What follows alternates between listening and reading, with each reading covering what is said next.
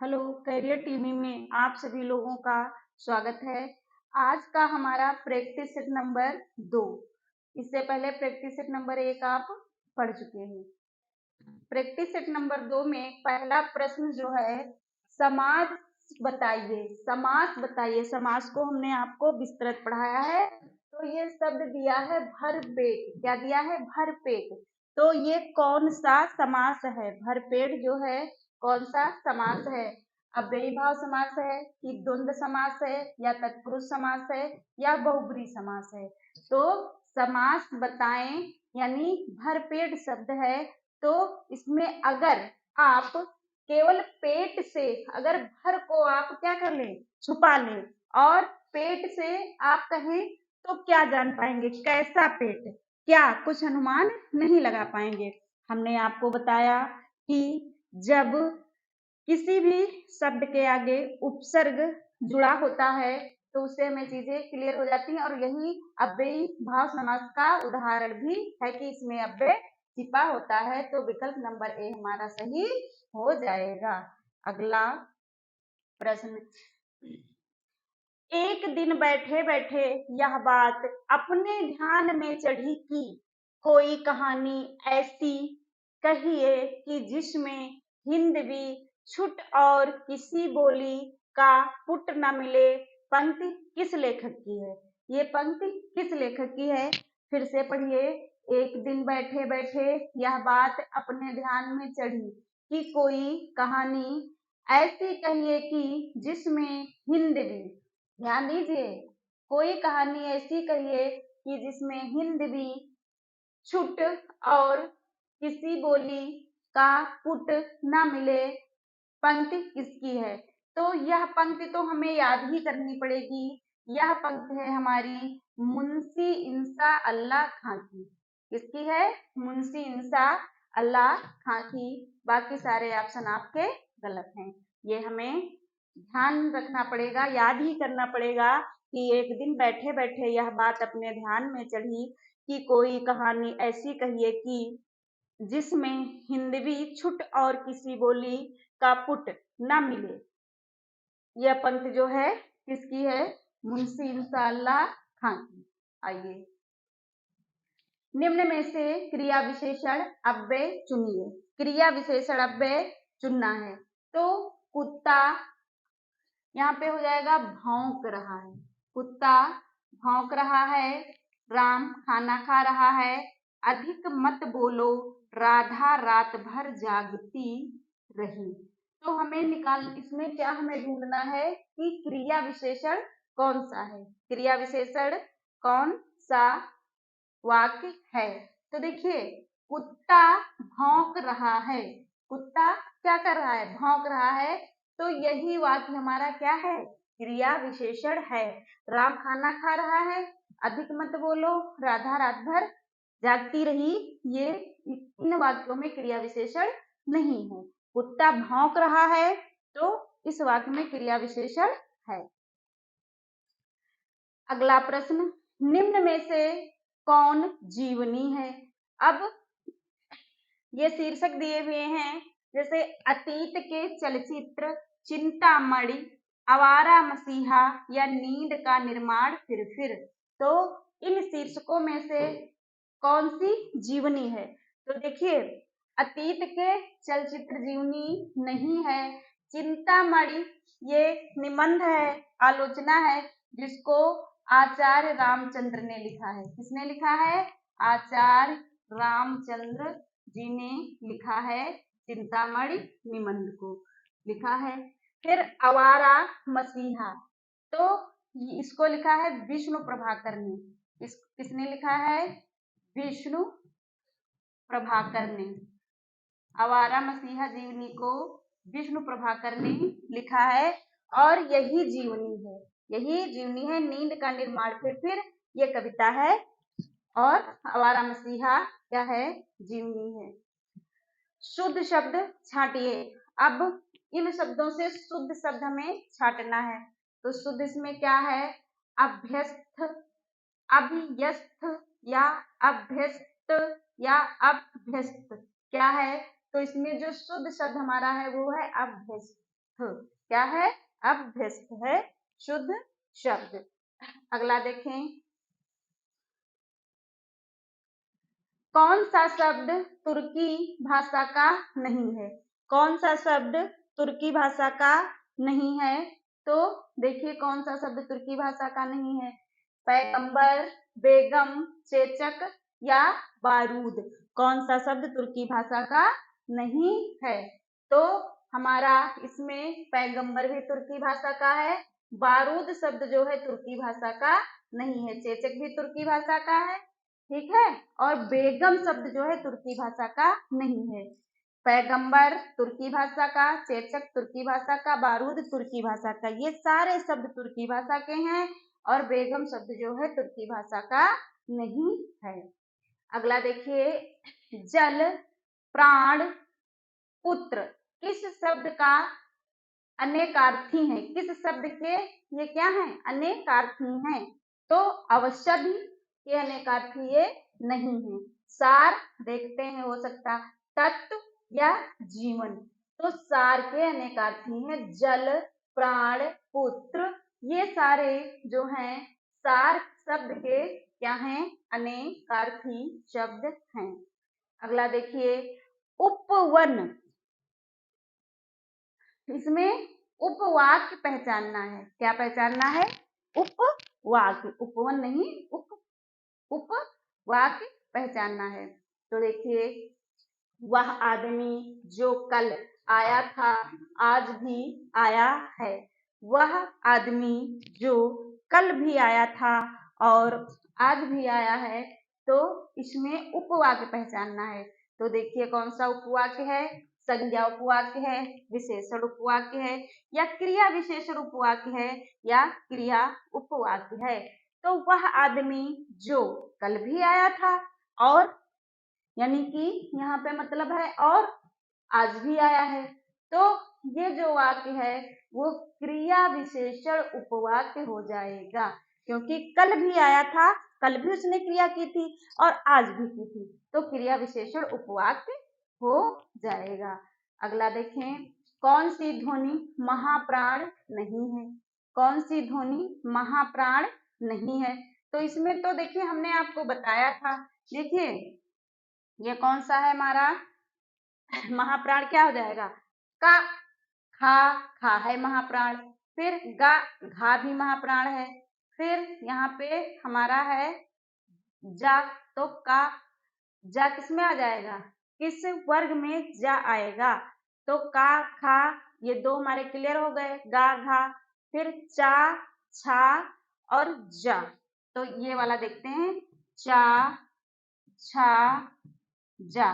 तो देखिए चा, छा ये महाप्राण है, जा जो है ये भी नहीं है। फिर आपका, एक मिनट, यहाँ पे ये हो जाएगा आपका,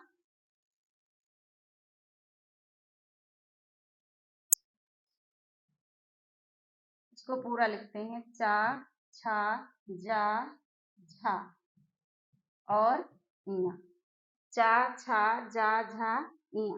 तो देखिए इसमें हमारा क्या है? देखिए चा तो अल्प प्राण है, छा महाप्राण हो गया, फिर जा हमारा क्या है? अल्प प्राण है और झा महाप्राण हो गया। तो यहाँ पे महाप्राण नहीं है, तो महाप्राण जा नहीं है, महाप्राण जा नहीं है, क्योंकि हमें पता है ये हमारा अल्प प्राण है और ये महाप्राण, अल्प प्राण महाप्राण। तो इस प्रकार से यहाँ पे जा जो हो जाएगा वो महाप्राण नहीं है। अगला देखिए, निम्नलिखित पद में कौन सा पद वैया प्रत्यय से बना है? वैया प्रत्यय, तो देखिए, तो ये तो सीधा है, देखो रवैया या डैया या खवैया या बचैया। तो इसमें है निम्नलिखित में से उस पद में कौन सा पद वैया प्रत्यय लगाने से बना है? तो हमारा पहला ही है, रा में वैया प्रत्यय लगाने से रवैया शब्द सही बना हुआ है। अगला देखें, निम्न में एक देवता का पर्यायवाची नहीं है। इसमें एक देवता का पर्यायवाची नहीं है। देखिए निर्जर, या त्रिदश या किंकर या गिरवाड़। तो निम्न में एक देवता का पर्यायवाची नहीं है। तो देवता के पर्यायवाची देखिए त्रिदश तो देवता होता है, किंकर और गिरवाड़ निर्जर यही जो है हमारा देवता का पर्यायवाची नहीं है। बाकी सारे देवता के पर्यायवाची हैं कौन से? त्रिदश, किंकर और गिरवाड़। साकेत महाकाव्य के रचयिता कौन है? साकेत किसने लिखा? जयशंकर प्रसाद ने, सुमित्रानंदन पंत ने, मैथिली शरण गुप्त ने कि नागार्जुन ने? तो साकेत जो महाकाव्य है वो मैथिली शरण गुप्त ने लिखा है। कब लिखा है? 1912 में। ठीक है, ये साकेत महाकाव्य जो है नहीं भारत भारती जो है लिखा गया। साकेत महाकाव्य जो है किसके द्वारा लिखा गया? ये मैथिली शरण गुप्त के द्वारा लिखा गया है। अगला प्रश्न, गौ चरित की संधि है।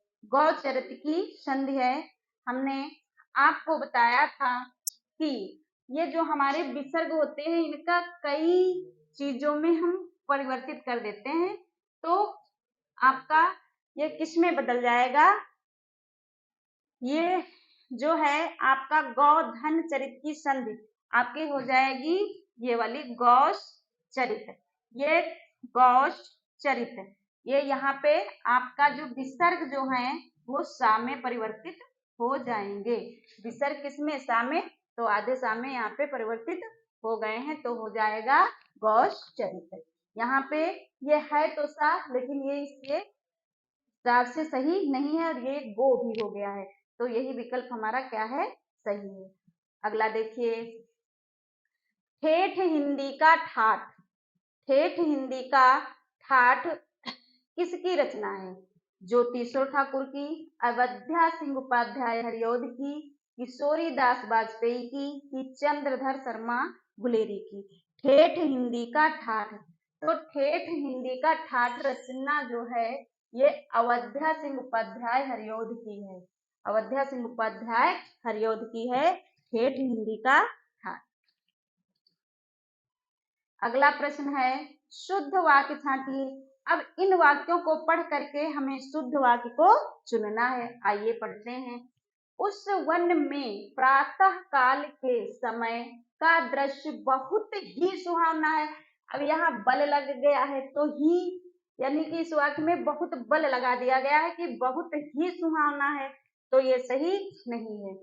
उस वन में सुबह के समय का दृश्य इसमें भी वही हमको मिस्टेक मिल गई, गलती ये भी गलत है। अगला देखें, उस वन में प्रातः काल का दृश्य बहुत ही सुहावना होता था। अब देखिए अभी और देखते हैं। उस वन में सवेरे के समय का दृश्य। अब सवेरे के समय का दृश्य बहुत ही मनोरम होता है। तो ये भी जो है वर्तनी की दृष्टि से सही नहीं है। अब हमारा उस वन में ये जो प्रातः काल का दृश्य बहुत ही जो है क्या होता है? सुहावना होता था। क्या होता था? सुहावना होता था। यहाँ क्या है? उस वन में सुबह के समय। अब सुबह के इसको नहीं लेंगे हम, यहाँ पे ही से नहीं मतलब रखेंगे क्योंकि ही सभी में लगा हुआ है तो कोई ना कोई तो सही होगा। यहाँ पे हम देखेंगे कि उस वन में प्रातः काल के समय का दृश्य। अब देखो जब प्रातः काल दिया है तो समय की क्या आवश्यकता है ये हम यहाँ पे ढूंढेंगे। इसमें भी वही है कि उस वन में सुबह, जब सुबह दिया है तो सुबह के समय, इसमें भी वही है। फिर यहाँ देखिए उस वन में सवेरे के समय, जब सवेरा हमको पता है सुबह ही है तो समय लगाने से वाक्य में अशुद्धि आ जाएगी। अब देखो उस वन में प्रातः काल का दृश्य ये है कि जो प्रातः काल जो समय था वो तो प्राय सुबह का था। तो जब प्रातः काल हमें पता है तो समय की आवश्यकता नहीं है। फिर बहुत ही क्या था? सुहावना था दृश्य, माने वहां का जो वातावरण है वो बहुत सुहावना था। तो इसलिए विकल्प नंबर सी आपका सही हो जाएगा। अगला देखिए, किस शब्द में उपसर्ग नहीं है? तो देखिए अपवाद अप उपसर्ग है। जय में परा, जय परा उपसर्ग है। प्रभाव में प्र क्या है, उपसर्ग है। और ओढ़ना में कोई भी उपसर्ग नहीं है, तो विकल्प नंबर डी यहाँ का सही हो जाएगा। अगला देखिए, निम्नलिखित में से स्त्रीलिंग। तो स्त्रीलिंग यहाँ पे क्या है? किन्नर, अहिंसा, अंतरी या अपरिग्रह। तो किन्नर देश भी होता है, किन्नर किन्नरियों का जोड़ा भी होता है, और अहिंसा की जाती है, अहिंसा की जाती है या अहिंसा होती है, यही हमारा स्त्रीलिंग है। और अंतरी और अपरिग्रह, ये सारे शब्द किन्नर, अंतरी, अपरिग्रह, ये तीनों स्त्रीलिंग शब्द नहीं है। अगला देखिए, रत्नावली दोहा संग्रह किसके द्वारा रचा गया? रत्नावली, तो इसको हम थोड़ा सा कॉमन सेंस लगाएंगे और बहुत अच्छे से इसका हम उत्तर दे सकते हैं। तो रत्नावली दोहा संग्रह किसके द्वारा रचा गया? तो रत्नावली के द्वारा। ठीक है, तुलसीदास के द्वारा भी नहीं, बिहारी के द्वारा भी नहीं, रामानंद के द्वारा भी नहीं। अब देखिए, लिंग बताइए। लिंग बताना है मनगढ़ंत। मनगढ़ंत कौन सा लिंग है? तो देखिए, क्या पुल्लिंग है या स्त्रीलिंग है या उभयलिंग है या नपुंसकलिंग है? मनगढ़ंत, तो मन में गढ़ा जाता है कि गढ़ी जाती है, या उभयलिंग दोनों भी हैं, मनगढ़ंत कहानी हो सकती है या नपुंसकलिंग है। तो जो मनगढ़ंत है वो दोनों है। ठीक, स्त्रीलिंग भी हो सकता है और पुल्लिंग भी हो सकता है। अगला देखें, वाक्य का एक शब्द बताइए जिसके हृदय में ममता नहीं है। जिसके हृदय में ममता नहीं है उसके लिए एक शब्द क्या होगा? निर्मम, निर्दय, निर्भय या निहृदय, क्या होगा? तो जिसके हृदय में ममता नहीं है उसके लिए एक शब्द हो जाएगा निर्मम। क्या हो जाएगा? निर्मम हो जाएगा। तो आज की क्लास हमारी यहीं पे समाप्त होती है। अगले क्लास में नए शीर्षक के साथ आपके समक्ष प्रस्तुत होंगे। जय हिंद, जय भारत।